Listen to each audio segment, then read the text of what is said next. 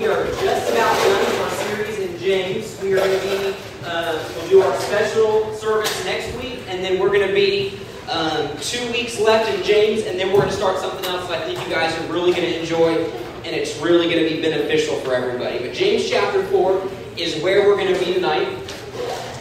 And it was funny, so I was reading this passage this week, and this was one of these passages that I first started reading, and I first started to understand when I thought that God was calling me into ministry.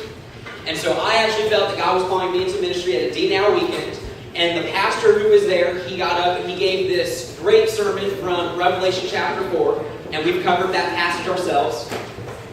And in Revelation chapter 4, he's talking about God sitting on his throne and how massive God is and how big God is and how holy God is and all of the things that are going on in heaven around God as he sits on his throne. And he just went on and on and on about how great God is and magnificent God is and all of that. And at the end of his message, he got to the end of it and he said, if you believe that that's what God's really like, if that's who you believe that God truly is, then why wouldn't you give over your entire life to him? I went, wow, that's a really good question. And it was then it kind of dawned on me, well, man, there's so much that I want to do in my life. There's so much that I want to accomplish. There's so many plans that I have. There's so many things that I want to see occur. But I wonder if those are really things that God wants me to do. I wonder if that's really the place where God would have me. And so I began to start to pray, and I would say, God, whatever you want me to do, I'll go and do. Wherever you want me to be, that's where I'll be. Whatever kind of career you want me to have, that's what I'll have. Wherever you want me to go to school, that's where I'll go to school. And it was during that time that I started to read this passage that we were going to read tonight. And I would read this passage and I would tell my friends, hey, this is what I'm wrestling with. This is kind of what I'm thinking through right now.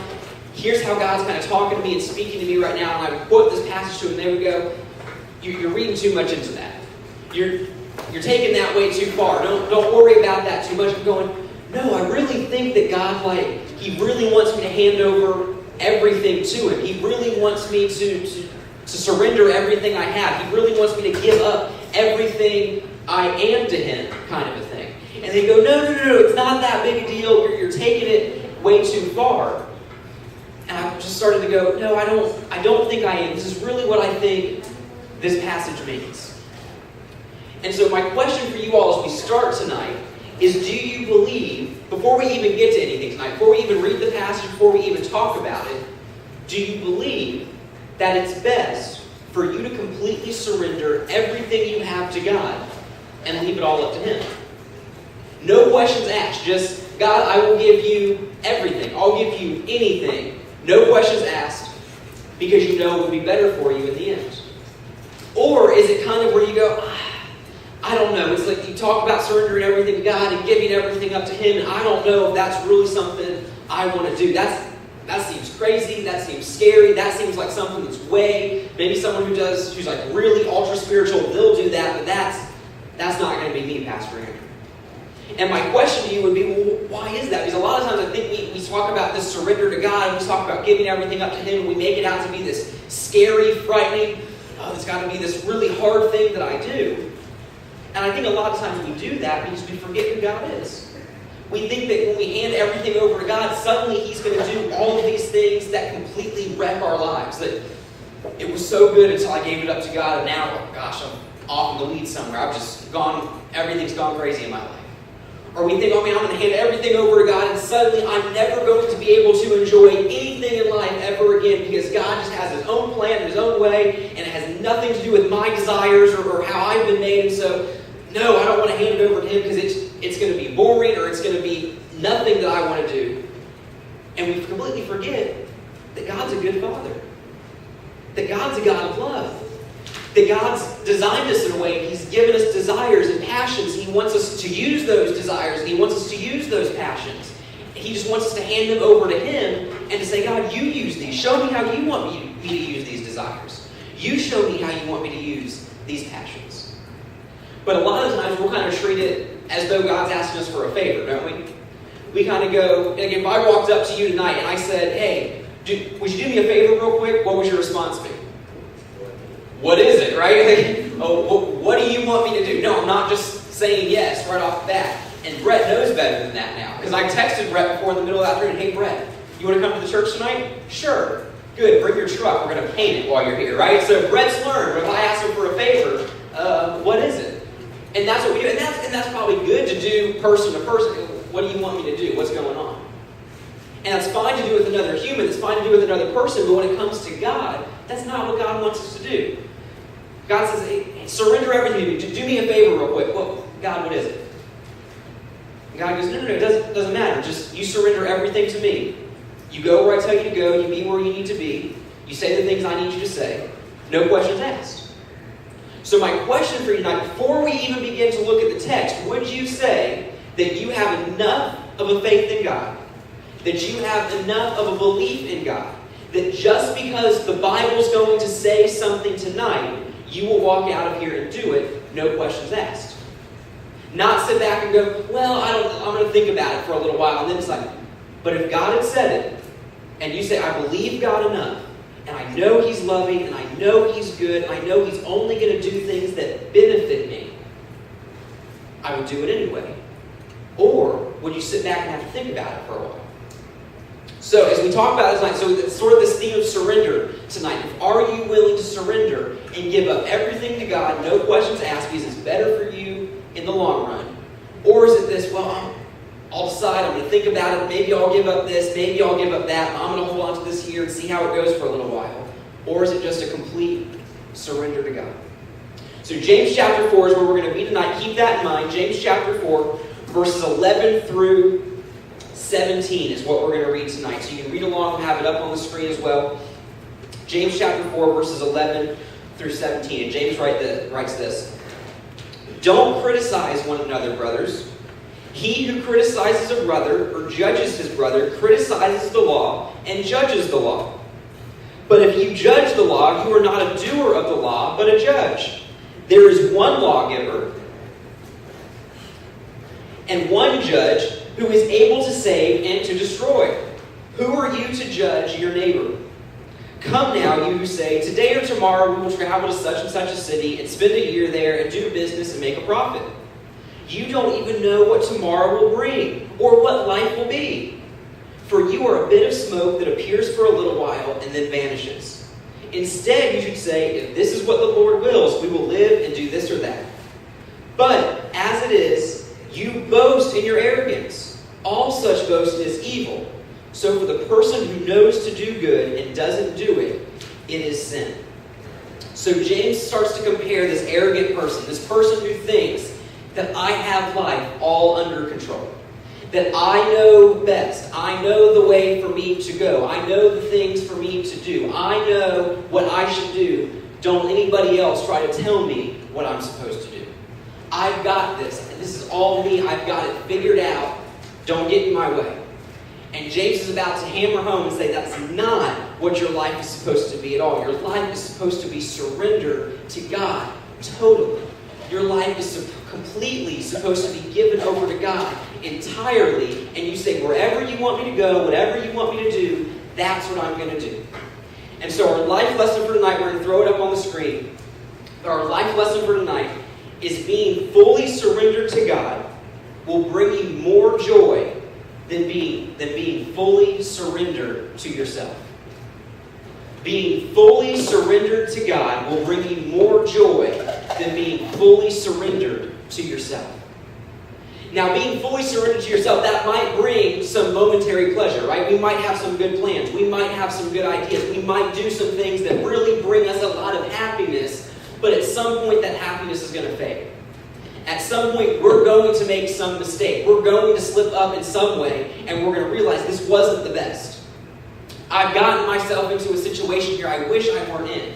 I've done something that I wish I had taken 2 more seconds to think about. I wish I had prayed about that a little bit more. I wish I had handed this over to God, because now I've got myself in a situation and I don't know how to get out. But we realize that when we completely surrender it to God, when we hand over everything to Him, and if we follow Him, and if we obey Him, everything's good. Everything's fine. He's not going to make us slip up. He's not going to lead us down a path that ever leads us to destruction. He's not going to do anything that ever brings us harm in the long run. There might be some things that God asks us to do that are hard. There might be some things that God asks us to do that are painful. There might be some things that God asks us to do that aren't enjoyable in the moment. But in the long run, it's going to bring us more joy to be fully surrendered to God than it is to be to ourselves. So when James starts talking about these people who are arrogant and think they have life together and think they know all that they need to know, he starts by saying it really begins with how you treat your neighbor. That all of these people who really aren't surrendered to God, who would say that they're living this Christian life, who would say that they're really all on board with this, but they're really not. He says you can really tell by the way they treat their neighbor. That the person who's arrogant, the person who thinks they've got it all down, they're going to be the ones who judge everybody else. And that's why James starts there in verse 11. He says, therefore, brothers, don't judge another person. Or brothers, don't slander another person. And he's saying, why would you ever be completely surrendered to God, have everything handed over to Him, and then say, but I'm going to go and speak badly about this person? Or I'm going to go and treat this person in a way that I know they don't deserve to be treated. That I know that God wouldn't treat them that way. I know Jesus wouldn't treat them that way. But I've got this. This is my life. I've made my own rules. I'm playing by my own playbook. And I'm going to say whatever I want to say to this person. I'm going to say whatever I want to say about this person. And what James is talking about here, he's not talking about just saying something that's mean or just a little bit of a slight or a little bit of a put down. He's saying you make it a point to go out and say something about someone else that intentionally brings them down in the eyes of other people. That you go out and the words you say, it's not just hey, I'm going to bring something to your attention because I'm concerned about you. But it's, hey, I'm going to say something about you to make sure that when other people see you, they think just as little of you as I do. And James is saying, why would you ever do that? If you've been completely surrendered to God, you would never do those things. So the first point that we see tonight is that a life that is fully surrendered to God loves their neighbor as Jesus did. A life that is fully surrendered to God will love their neighbor as Jesus did. And we see Jesus, he's not going around slandering other people. He's not going around belittling other people. He's not going around making other people feel like they're worthless and they're unworthy and that they don't mean anything to anyone. But Jesus goes around, he's building people up. He's encouraging people. He's telling people that they're loved and that they're cared for and that they're accepted. And even when it's the people that no one wants to love, even when it's the people that no one wants to care about, even when it's the people that no one wants to accept, Jesus says, you're accepted by me. I love you. I care for you. The Father loves you. The Father cares for you. Follow my example. And James goes on to say, he says, so if you're this person who's slandering other people and bringing other people down and belittling other people, he says this weird phrase. He goes, you're judging the law itself, that you're not fulfilling the law. He says two things. One, you're not fulfilling the law. Two, you're judging the law. And we get the first one, right? Well, we're not fulfilling the law, that we're breaking it. Because we go, yeah. Jesus said the greatest commandment is to love your neighbor as yourself. Greatest thing you can do. That's how you fulfill the law, to love your neighbor as yourself. So we go, man, if I slander someone, obviously I'm not fulfilling that. I get that. But then we go, what does it mean I'm a judge of the law?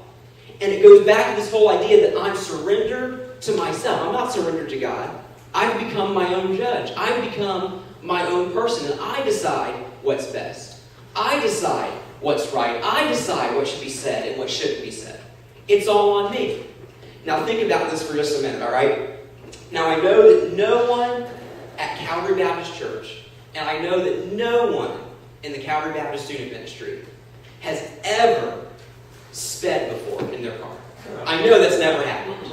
I know that no one at Calvary Baptist Church and that no one in the Calvary Baptist Student Ministry has ever made a rolling stop at a stop sign. I know that it's never happened because we're wonderful, perfect people. And I absolutely know that your student pastor, the Pastor Andrew, has never made a rolling stop at the stop sign. I absolutely know that I do not always make a rolling stop at the same stop sign at the seminary all the time. I would never do such a thing. No. Never. Now here's the thing. So all joking aside, we know we've done that, right? So for those of you who drive, for those of you who've been in a car, you know your parents have probably sped, you've seen someone blow a stop sign. And it's not like they've done it once or twice and like, oh man, I completely forgot. No, it's always what? We see the speed limit sign, right? 55? Are you kidding me? No. This should be 85. That's good for everybody else. Me, I'm gunning. I'm going to go, right? You see that stop sign coming? This is me. I see that stop sign going. There's nothing in front of me. There's absolutely nothing I can hit. There's no one who can hit me. There doesn't need to be a stop sign here. This stop sign does not apply to me. That stop sign is good for everybody else on campus. But no, that stop sign is not good. I don't need to do that. And we've looked at it. We've seen the law. We've seen the speed limit. We've seen the stop sign. And rather than saying, that's the law, I should just surrender, I should just submit, we've judged it and we've decided what should and shouldn't be. We've said, I don't need that stop sign. My grandma uses that stop sign. 55, are you kidding? You go 55 in a parking lot. This is the interstate. I need 85. I got to get home. Right? And we've looked at the law. We've looked at the law. We know what it said. We know what we're supposed to do. And we've looked at it and we've said, I'm better than what I've been told. I'm better than what someone else has established. I will make my own rules. And that's what James is saying about these people, but he's not saying that they're just violating the speed limit or that they're violating the stop sign. He's saying they're completely violating God, that they know the law that God has given them, to love your neighbor, to care for other people, and they decided to say, I think I'm better. I think I know better than God in this situation. I think I have a better way of how people should be treated, and so I'm going to slander them.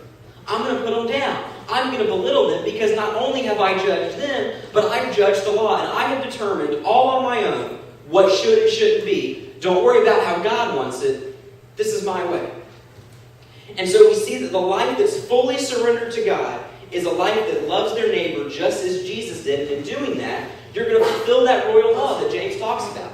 That you're going to love your neighbor as yourself. That you're not going to judge the law. You're not going to put yourself above God. You're not going to be God yourself. But you're going to say, I see what God wants me to do. I see what Jesus wants me to do. And I'm going to submit and I'm going to surrender to that. But then look at what James goes on to say. So he talks about the loving your neighbor. And then he goes on. It's almost like he changes directions all of a sudden.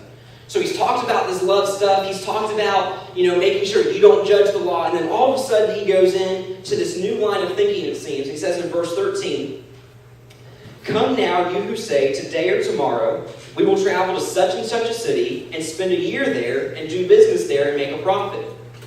You don't even know what tomorrow will bring, what your life will be. For you are a bit of smoke that appears for a little while and then vanishes.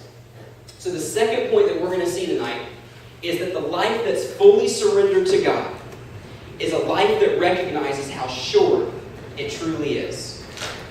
A life that is fully surrendered to God realizes how short life truly is. And guys, isn't that true? That we realize just how short life really is? And if we stop and think about it, some of us, we go, but man, I see lots of old people. Like, there's old people in Calvary. There's some 80 years old. Life's not short. 80 years. But guys, think about it. 80 years in relation to what? In comparison to what?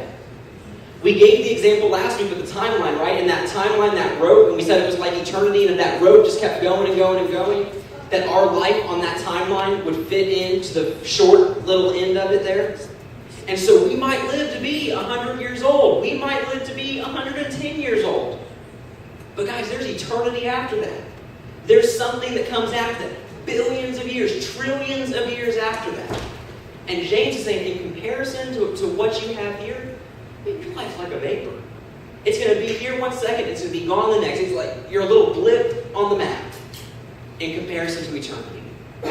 And so James starts to say, if you were really surrendered to God, you wouldn't say to yourself, well, these are the plans I'm going to make. These are the things that I'm going to do. I have this idea, I have this plan, I have it spelled out to A to C. I know exactly how this is going to work, and here's what I'm going to do. James says, man, if you're fully surrendered to God, you would realize that your life is short. You would say, God, how would you have me live my life? How would you have me serve you? Where would you have me go? What would you have me do? What would you have me say? Because life isn't all about me. Life isn't all about what I want right now. We've talked about it a lot in this series, that life isn't about just the momentary, I want it now, and it's going to feel good now, so I'm going to do it, and I'm going to take it. man, I don't want to really worry about the consequences. Because life is so short. And we're going to sit back, and there's going to come a time, and we're going to sit back and we're going to go, man, I really feel like I could have done more for God.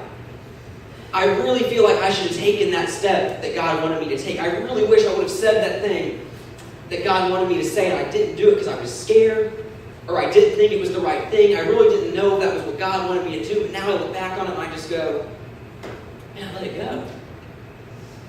Man, I really think that one day we're all going to get to heaven and we're going to see God, and this is going to be all of us. We're going to see Him and we're going to go, I could have done so much more. How much time did I waste playing Xbox? Like, we're going to see Him and we're going to go, was it worth it? It really? Probably not. We're going to look at it, we're going to go, this is who you are? This is how great you are? And I spent all of that time doing all of these other things, and I didn't even try to pray to you every now and then. I didn't try to get to know you a little bit more. And it's not that He's going to cast us away. It's not that He's going to go forget you. You didn't do enough. But it's just going to be, man, I wish I would have known Him a little bit better. Wish I would have spent a little bit more time with Him before I actually had to see Him. Because it would have been nice, right? Like, good thing I got to know Erin a little bit before I actually married her. You know, that was good. Like, we just go, oh, I've known you for 2 minutes, so it seems like you're a nice person. Let's figure this thing out. No? I wanted to get to know her before we actually got married and had to live life together and all of that.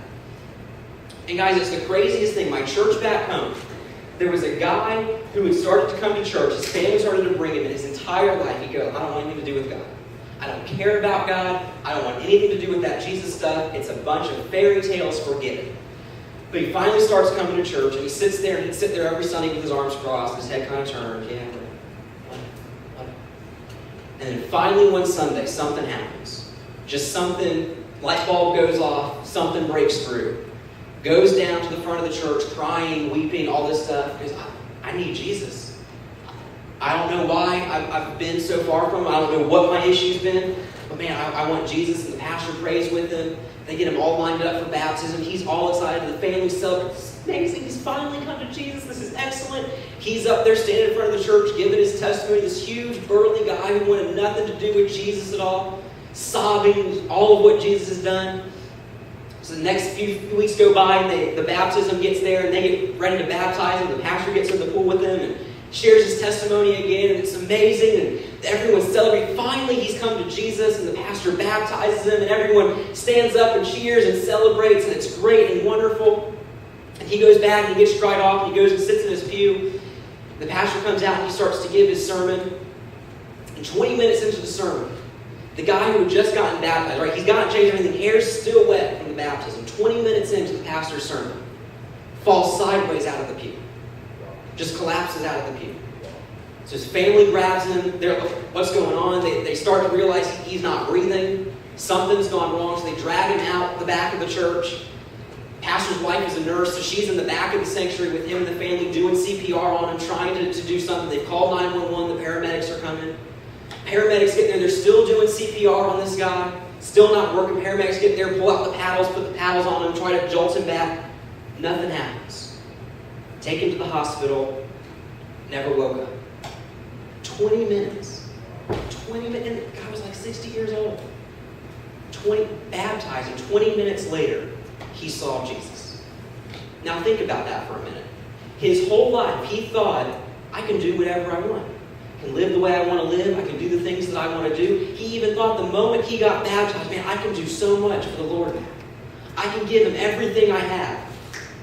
And 20 minutes later, gone. And that's not to criticize him. That's not to say that he had done anything wrong. But how short life is. He had all of these plans. He had all of these ideas for what he would do. Because it was his life. And it was his way. And it was his plans. And it was his purposes. And then suddenly, those things didn't get to be fulfilled anymore. Suddenly, those things weren't going to happen. Because now he was with the Lord. So the person that has their life fully surrendered to God recognizes how short life is. And then our final point for tonight, look at what James says towards the end. He says, instead you would say, so instead of saying, we'll do this or that, instead, what you would say is, if the Lord wills, we will live and do this or that.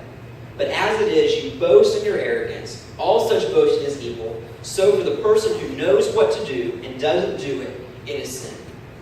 So James says, for the person who's fully surrendered to God, this is our third point, the person who's fully surrendered to God seeks to do God's will. The person who's fully surrendered to God seeks to do God's will, and they understand that God has all things under His control. Yeah, we might make some plans, we might make some preparations, and it's not to say it's wrong to do that. Like, I need to make some preparations. I need to set an alarm clock in the morning to make sure I get up.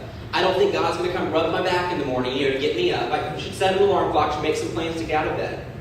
But to realize that God is in control of all of that. That God is in control of all of the details. That He's going to work it all out. And so really what we should say, rather than saying, I'm going, this is what I'm going to do, this is how I've got it worked out, we would say, if the Lord wills, if God would have me do this, this is what I'm going to do. If God is really in control and God is really in charge of all these things, then this is what I'm going to do.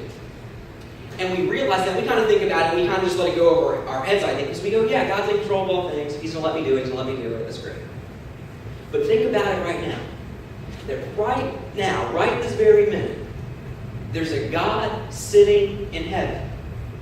And the only reason you and I can breathe our next breath is because He says we can do it. Now, we're always going to sit here and go, no, I can do 10 breaths right now.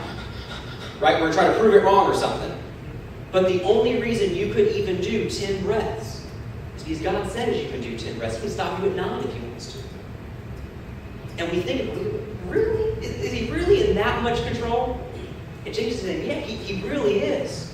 You better just surrender everything to Him. And it's even in the little things. Like, I can stand over here on this side of the stage and I can go, okay, my plan is to get back to that music stand. But it's really only if the Lord's going to let me do it, right? So I can sit here and I can go, okay, it's only like 8 steps, but if the Lord says I can do it, I'm going to do it. If He doesn't, I'm not. So I can step and, okay, God's going to let me. I'll get back to the music stand. If God's going to let me, He's in control of all the details. If He's going to let me, I'll get back. If He's going to, I don't know. I mean, it's only 2 steps. I can say I'm going to make it back. Am I fully surrendered to God? Is He going to let me get back? Okay, He let me get back. It's all in His control. Now, I've done that illustration before, and I have a really big fear it's going to work out really well one day. Like, I'm going to do that again sometime, and I ain't making it back to the music stand. Everyone's going to go, that was an amazing illustration. That was so amazing. And Aaron's going to hate that illustration. You know what? But guys, He's in control of everything. And we say, we get all these plans, we get all these ideas, and it's not that they're bad. It's not that, I'm not even talking about like the silly things that we try to do, right? I'm going to sneak into this, or I'm going to go do that, I'm going to do this behind my parents' back. I'm not even talking about like the dumb things that we do. Even just the good plans that we have for our lives. I'm going to go to this college. I'm going to have this career. I'm going to live in this state. I'm going to drive this type of car. I'm going to make this much money. And we make all these plans, and those are great, but we give no thought most of the time as to how God would actually have us live. Well, where would God have me live? Where do I think He would have me live? What kind of career do I think God would want me to have? Where do I think God would want me to end up? Is there a certain place I'm supposed to be for God? And I don't think we ask ourselves that a lot of the time. We just kind of go, well, I expect this to happen. I think this will work out. And this sounds good. And this sounds fun. It doesn't really matter. And we don't give God a lot of credit. We don't give Him much of an inch in our lives. We go, I got this, God. When it gets crazy, when it gets bad, I'll come to you, and hopefully you can work it out for me. But just let me figure out what I'm going to do. Hand everything over to Him that you have, no questions asked. That we don't read this tonight, we don't hear this tonight, and go, well, I'll give that some thought. I will judge this, and I will decide if God actually wants me to, if this would be a good thing for me to do. But James is saying, no, if you're fully submitted to God, if you actually trust God, you actually believe in God, there's no questions asked, God, everything's yours. Whatever you want me to do, fully surrender. I'm done. I'm done fighting. I'm done arguing. I'm done trying to push back. Whatever you want, it's yours. Take it all. So what is your response tonight as we walk out of here? Do you walk out of here and go, yeah, I'm going to be surrendered to God. And I'm going to give Him the first thought and everything. God, is this something you want me to do? Is this where you want me to be? Is this how you want me to live? And put Him at the forefront. Or is it going to be, well, maybe, I don't know.